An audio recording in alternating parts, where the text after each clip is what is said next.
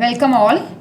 Let's start today with our second chapter of SS, and that is First World War and Russian Revolution. Now, some part of it we had already done in the first chapter, that is this introductory paragraph over here that you can see. It is related to our first chapter also, that is how the West European countries were so very eager to expand their empire, that is their rule and their hold over majority parts of the world, especially Asian and African countries. So the yearning, that is the eagerness of the Western European countries for expansion of their rule, or you can say empire, and acquire, that is to take hold of new territories, resulted in these countries going to Asia and Africa. मतलब ये जो एक सोच उनके दिमाग में आई थी that we want to expand our empire, have more and more territories in the world under our control. तो ये जो एक सोच जो थी उनके दिमाग की, वो उनको ले गई towards Asia and Africa. Thus they established their colonies and expanded their rule. तो इसके रिलेटेड एक वीडियो भी फॉलो होगा. But before that, this you already know that how they had established their trading centers, how they started expanding their rule, like एक के बाद एक जो गवर्नर जनरल आए थे with their own terms and condition, how they destroyed our cottage industries and the farmers and weavers. तो इस तरह से उन्होंने एशिया और अफ्रीका में वो अपना कब्जा जमाने आ गए. कॉन्सिक्वेंटली मतलब रिजल्ट ये हुआ that there arose a competition between European countries to establish colonies. तो बहुत सारी कंट्रीज आई थी. सबसे पहले जैसे पोर्चुगीज, फिर आए Dutch and many other, finally Britishers and French. तो इन सब में कंपटीशन लगी रहती थी और जो सबसे स्ट्रॉन्ग था वो जीत गया. That is you can see the Britishers. और जबकि फ्रेंच और पोर्टुगीज को तब बहुत ही फ्यू पॉकेट्स मिले थे, that is small regions of India वो अंडर देयर कंट्रोल. बाकी मेजॉरिटी पार्ट आ गया ब्रिटिशर्स के हाथ में. अब ये जो एक लालच थी, मतलब this greed for colonisation among the west European countries caused economic, social and cultural destruction of the Asian and African countries. अब एशिया और अफ्रीका की कंट्रीज कैसे डिस्ट्रॉय हुई? Economically, socially, culturally. एक ही रीज़न, वेस्ट यूरोपियन कंट्रीज की लालच की वजह से. And the result of this on world politics was that first world war took place and also Bolshevik revolution took place. तो इस चैप्टर में तो हम करेंगे related to more about first world war and Russian revolution, and within this you will see some interesting stories also. So let's move ahead in this chapter. The topic that is west Europe and colonialism in Asia and Africa, कि कैसे west European countries Asia और Africa में आई और कैसे उन्होंने अपने trading centre start किए. धीरे धीरे हमारे इकोनॉमिक्स और पॉलिटिक्स में इंटरफियरेंस स्टार्ट हो गई उनकी, and finally they started ruling us. So let's start. The west European countries wanted to expand their empire in Asia and Africa. अब ये तो तुम्हें पता चल ही गया होगा अब तक कि वेस्ट यूरोपियन कंट्रीज को क्यों एशिया और अफ्रीका को कंट्रोल करना था. और एक सबसे बड़ा रीज़न था कि ये दोनों continent they were rich in natural resources and their greed for colonization did not spare even their neighboring countries. मतलब कि ये यूरोपियन कंट्रीज एशिया और अफ्रीका को तो कंट्रोल करने निकल पड़ी, लेकिन इस लालच में हुआ ये कि हर एक कंट्री, वेस्ट यूरोपियन कंट्री, अपनी नेबरिंग वेस्ट यूरोपियन कंट्रीज़ को भी नहीं छोड़ रही थी. कंपटीशन लग गई, बैटल्स हुए, दैट इज़ वॉर्स. और फाइनली हमने उसका रिजल्ट देखा, first world war and lots of destruction not only in the form of money but more in the form of men. अब Spain had taken control over Netherland, Belgium and Luxembourg. अब सबसे पहले जो Spain ने control किया वो कौन से रीजन थे? Netherland, Belgium and Luxembourg. Later on some other provinces were captured by France. अब थोड़े बहुत फ्रांस ने भी कैप्चर कर लिए regions. Now when the Portuguese king died without an heir मतलब कोई वारसदार नहीं था उनका, मतलब कि the king didn't have any son who could carry on with the rule of the country.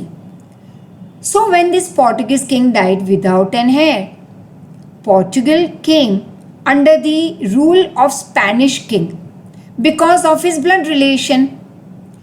अब स्पेनिश किंग ने ये कहा that because with Portuguese we have blood relation, तो हम आपको भी रूल करेंगे. अब तो पोर्टुगीज आ गया पूरा स्पेन के कंट्रोल में.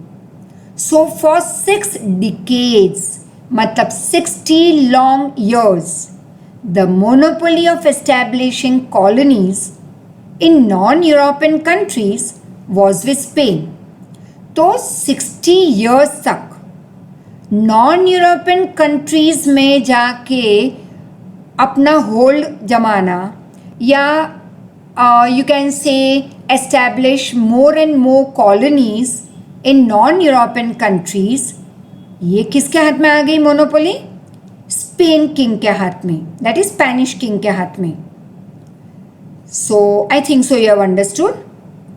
Late me say in brief कि वेस्ट यूरोपियन कंट्रीज़ को कहाँ पे होल्ड जमाना था अपना? Asia and Africa. Then next, तो इसी ग्रीड में हर एक वेस्ट यूरोपियन कंट्री अपनी नेबरिंग कंट्री को भी नहीं छोड़ रही थी. कहीं ना कहीं कंपटीशन लगा रहता था इस लालच में. अब स्पेन ने कंट्रोल कर लिया Netherland, Belgium, Luxembourg and later on थोड़े बहुत प्रोविंसेस उनके कैप्चर किए फ्रांस ने.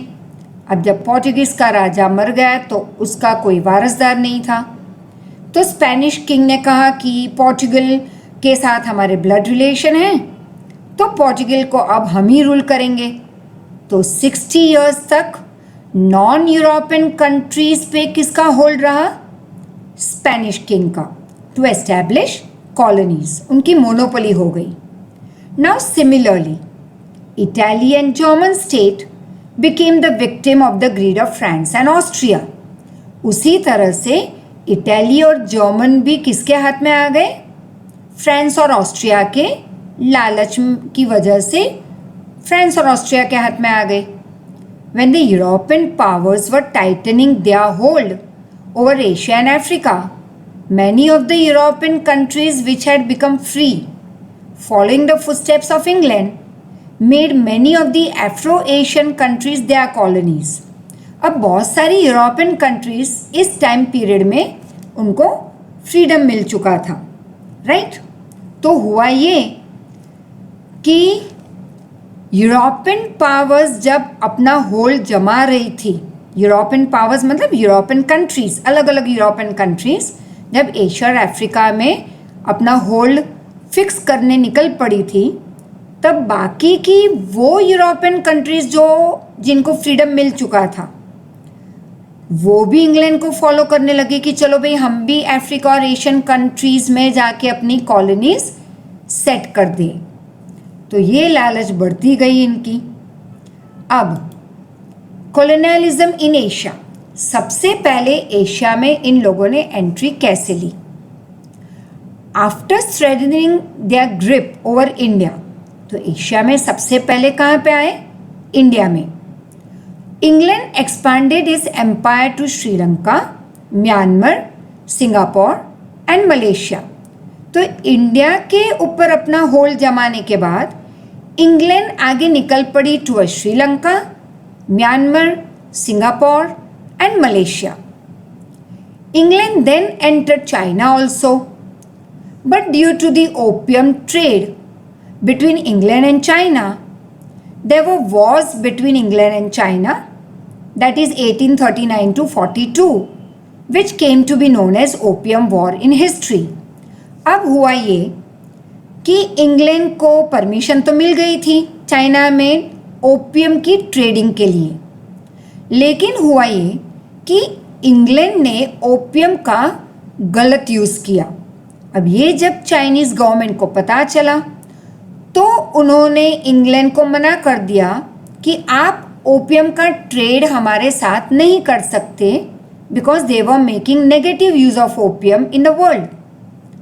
तो दोनों के बीच में वॉर हो गई और ये एक बहुत फेमस वॉर है हिस्ट्री की, and which continued from 1839 to 42। Naturally China ये वॉर हार गई और अपने 5 पोर्ट भी हार चुकी थी जिसके ऊपर कब्जा ले लिया इंग्लैंड ने, where England could carry on their opium trade and thus expanded their rule. अब जब चाइना अपने 5 बड़े पोर्ट हार चुकी थी तो इंग्लैंड का कब्जा आ गया उस पर, और इंग्लैंड ने तो बहुत आसानी से अपना ओपियम का व्यापार स्टार्ट कर दिया and it expanded its empire. Taking advantage of China's weakness, Japan, Russia, Germany, France, Belgium and America also acquired trade and political rights in China. अब नेचुरली जैसे बाकी की कंट्रीज़ ने देखा कि भाई चाइना तो वीक हो गई है, तो चलो हम भी जाते हैं चाइना और उसे कंट्रोल करते हैं। तो लग गई एक लंबी सी एक कतार, एक लाइन लग गई लोगों की, and they went towards China to capture it. तो इस लाइन में कौन थे? Japan, Russia, Germany, France, Belgium and America. और वो क्यों गए? To acquire trade and political rights in China. Enormous oil resources in the desert region of West Asia attracted the European to establish colonies in China, or you can say more so in West Asia. अब बड़े oil resources थे in the desert region of West Asia. Once again European countries got attracted to go to West Asia. England, Germany, Russia, America established their oil colonies in West Asia, that's in Iran, Iraq, Kuwait, Saudi Arabia and Bahrain, and made efforts to take care of their own interest.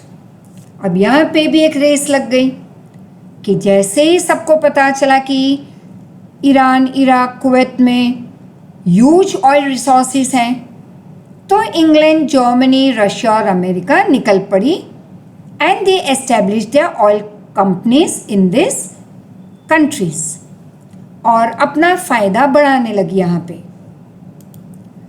Now this is what we saw till now in Asia.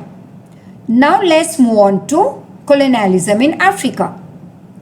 The Dutch established its colony for the first time at the end of 15th century in South Africa. 15th century के end में मतलब around 1490-95 के आसपास Dutch ने अपनी colony first time establish की in South Africa.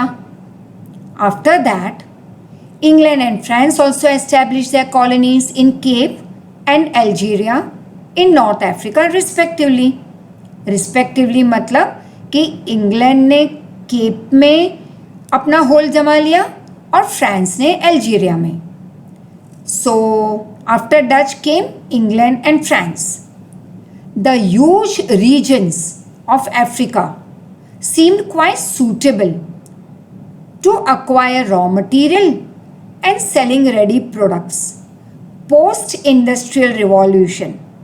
मतलब industrial revolution के बाद बहुत इजी हो गया था इन यूरोपियन कंट्रीज़ को अफ्रीका के बड़े रीजन में एंट्री लेना, वहाँ से रॉ मटेरियल उठा लेना, फिर अपनी कंट्री में जाके फैक्ट्रीज़ या बड़ी इंडस्ट्रीज़ में फिनिश्ड प्रोडक्ट बनाना और वही आके वापस उनको बेचना।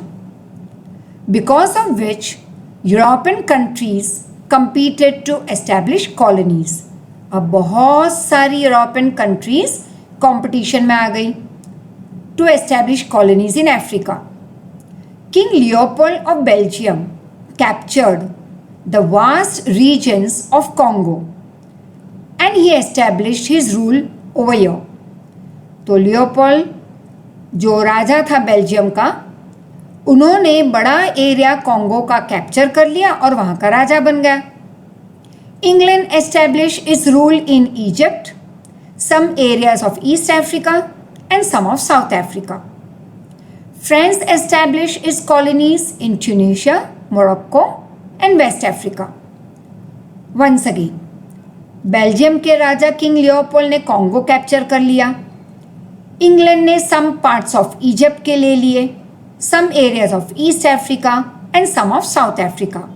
और फ्रांस ने कैप्चर किया, कॉलोनीज बना ली या एस्टैब्लिश की in Tunisia, Morocco and west Africa. Germany establish its rule in some regions of east and west Africa. Italy captured African region around the red sea. Spain and Portugal also captured some regions of Africa. बेचारे Africa को तो किसी ने कुछ पूछा ही नहीं कि भाई आपको क्या चाहिए. सारे वेस्ट यूरोपियन कंट्रीज एंट्री लेने लगे एक के बाद एक अफ्रीका में और अपने हिसाब से अलग अलग रीजन कैप्चर कर लिए.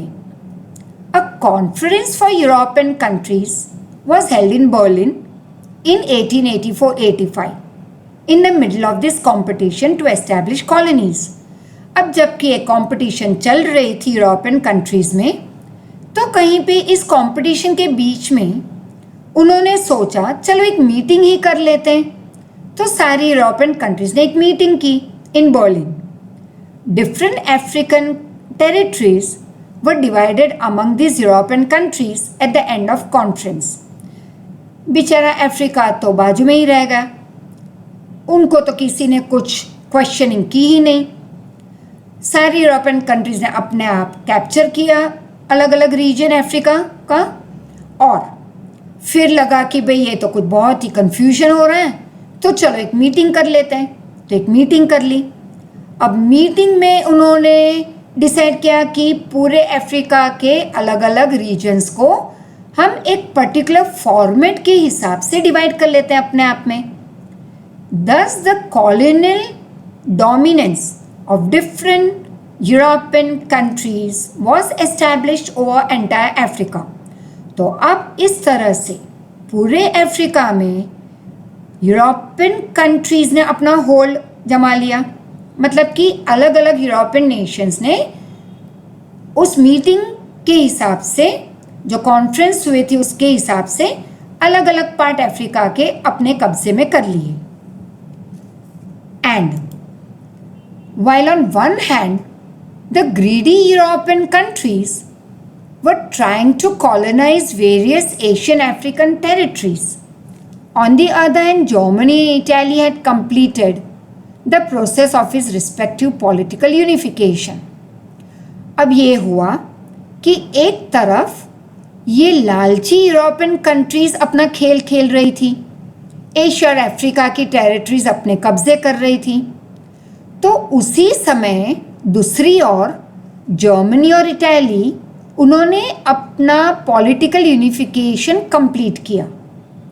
दस the unified Germany also jumped into this competition of industrialisation, commercialisation and colonisation.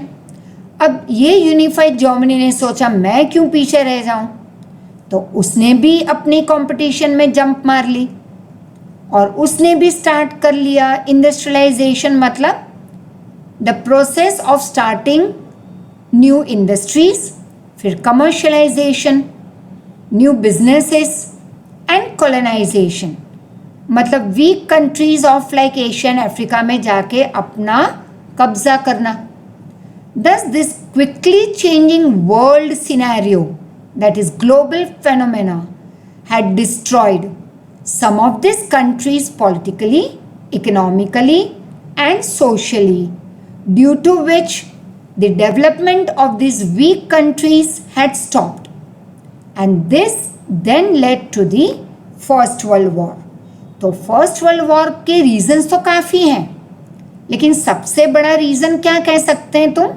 That is लालच, जो ग्रीड थी यूरोपियन कंट्रीज़ में, कॉलोनीज जाके वीक कंट्रीज़ में एस्टैब्लिश करना, हमारा एम्पायर सबसे बड़ा हो वर्ल्ड में, हम एक ही सब कुछ कैप्चर कर ले, ये जो लालच थी हर एक यूरोपियन कंट्री के मन में, that led to the first world war. So let's see factors that resulted, or you can say factors or reasons which led to the First World War. So the First World War could be considered as one of the most heartbreaking and unforgettable events of the modern world. मतलब पूरे world का ये एक ऐसा एक time period था world में, first world war, जो बहुत ही दुख भरा था, मतलब हार्ट ब्रेकिंग और अनफॉरगेटेबल था, मतलब लोग कभी भी इसे भूल नहीं पाएंगे. Many factors were responsible for this. बहुत सारे फैक्टर्स रिस्पॉन्सिबल थे इस वर्ल्ड वॉर के लिए. The first world war began on 1 August 1914. Germany had already defeated France in the Sedan War, because of which France had to sign Frankfurt Treaty in 1871, according to which France had to pay a war fine as well as give away 2 of its region. अब सबसे पहला reason क्या था world war का, first world war का? First of all तो first world war began on 1 August 1914. Germany ने defeat किया था फ्रांस को, उनके बीच एक सेडान वॉर हुई थी. अब इस वॉर की वजह से फ्रांस जो हार चुका था उसे एक ट्रीटी साइन करनी पड़ी 1871 में. अब इस ट्रीटी का नाम क्या था? Frankfurt treaty, according to which France को बहुत बड़ी एक फ़ाइन पे करनी पड़ी. अब ये फ़ाइन क्या था? एक तो बहुत सारे पैसे देने पड़े टू जर्मनी, और दूसरा था उसके 2 इम्पॉर्टेंट रीजन्स दे देने पड़े उसे, क्योंकि फ्रांस हार चुका था इस सेडान वॉर में. लॉरेंस एंड एबिस्कस वॉज गिवन टू जर्मनी. अब ये 2 रीजन्स फ्रांस के थे, वो उसे जर्मनी को दे देने पड़े. France was not able to overcome this insult या ह्यूमिलिएशन. ये बहुत बुरा हुआ था फ्रांस के साथ और वो ये भूल नहीं पाया. दस Frankfurt treaty itself was one of the reason of First World War. The end of the war sowed the seeds for the future war. अब जैसे ही फ्रांस और जर्मनी की वॉर ख़त्म हुई, ट्रीटी साइन करवाई गई और फ्रांस के दिमाग में जो ये इंसल्ट या ह्यूमिलिएशन बैठ चुका था, फिक्स हो गया था, तो वो एंड ही रीज़न बना फर्स्ट वर्ल्ड वॉर की स्टार्टिंग का. अंडरस्टूड? और if you have doubt you can get it clear, और वैसे भी इसका एक रिवीजन लेक्चर भी होगा आपके साथ. So we move ahead to the next part. Economic factors. First is economic factors, that is England had established its vast empire, that is control, in Asia and Africa in 19th century. मतलब कि 19th century मतलब 1800 to 1899. England ने already अपना control बहुत बड़े reason पे कर लिया था इन Asia and Africa. It exploited it's colonies economically and became rich. अब एशिया और अफ्रीका को काफ़ी डिस्ट्रॉय करके खुद इंग्लैंड रिच बनता जा रहा था. Due to industrialisation and quick colonisation, Europe required huge amount of raw material. अब यूरोप को चाहिए क्या था? क्योंकि उनके यहाँ तो बड़ी बड़ी इंडस्ट्री स्टार्ट हो रही थी, तो उनको चाहिए था बहुत सारा raw material. and in the last part of 19th century, that is somewhere in 1890s and all, Germany has started the competition to procure, that is to acquire the markets in Asia and Africa. अब ये end of 19th century में Germany ने भी entry ले ली थी competition में और उसे भी अपनी मार्केट खड़ी करनी थी एशिया और अफ्रीका में. Germany started supplying cheaper goods compare to England and France. अब इंग्लैंड और फ्रांस रॉ मटेरियल ले जाते एशिया और अफ्रीका से, फिर फिनिश प्रोडक्ट अपनी कंट्री में बनाते और वापस बेचने आते वहीं पे एशिया और अफ्रीका में. तो उनके फिनिश प्रोडक्ट की मार्केट तो रेडी थी. अब इसमें बीच में आ गया जर्मनी, क्योंकि जर्मनी ने भी स्टार्ट कर लिया था इंडस्ट्रीज एंड कॉलोनाइजेशन. तो जर्मनी ने अपने फिनिश प्रोडक्ट सस्ते में बेचना स्टार्ट कर लिया. ये हुई बड़ी एक competition with England and France. तो African Asian markets that England and France had dominated, मतलब आज तक इंग्लैंड और फ्रांस जिसको रूल कर रहे थे मार्केट को इन एशिया एंड अफ्रीका, वो जर्मनी के आने से ब्रेक हो गया. क्योंकि जर्मनी के प्रोडक्ट सस्ते थे तो लोग नेचुरली एशिया और अफ्रीका में जर्मनी के प्रोडक्ट खरीदने लगे. रिजल्ट ये आया कि बहुत बड़ी इकोनॉमिक कंपटीशन आ गई बिटवीन जर्मनी एंड इंग्लैंड. तो ये भी एक रीज़न था फर्स्ट वर्ल्ड वॉर का. अब आ गया militarism. Military force was necessary and important for competition that the European nations got into. अब हुआ ये कि ये यूरोपियन कंट्रीज़ के बीच में जो कंपटीशन चल रही थी तो मिलिट्री की ज़रूरत तो पड़ेगी. अब England, France, Austria, Russia etcetera had begun expanding the military power. अब जबकि एक कंपटीशन में अगर फर्स्ट नंबर पे रहना है तो करना क्या था, मिलिट्री पावर स्ट्रॉन्ग करना था. तो यही काम किया इंग्लैंड, फ्रांस, ऑस्ट्रिया और रशिया ने. Well in countries like Japan, Italy and Germany compulsory military training started. और जापान, इटली और जर्मनी तो इतने स्ट्रिक्ट हो गए अपने लोगों के साथ कि मिलिट्री पावर इंक्रीज करने उन्होंने अपनी कंट्रीज में मिलिट्री ट्रेनिंग कंपलसरी बना दी. Production of weapons was increased under the region of self defence. अब हर एक कंट्री क्या बोलने लगी कि हमें सेल्फ डिफेंस चाहिए, मतलब खुद को प्रोटेक्ट करने के लिए हम हमारी कंट्री में वेपन्स का प्रोडक्शन बढ़ा रहे हैं.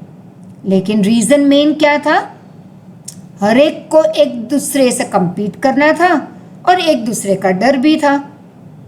Thus militarism got an impetus, मतलब militarism speeded up and military competition added to economic competition created a serious atmosphere of war. अब तक तो सिर्फ इकोनॉमिक कंपटीशन थी, इसमें ऐड हो गया military competition and this was also one of the big reason which led to the First World War. So we stop over here for today and we meet very soon with the next part of this chapter. And any query, please give me a call. Thank you so much.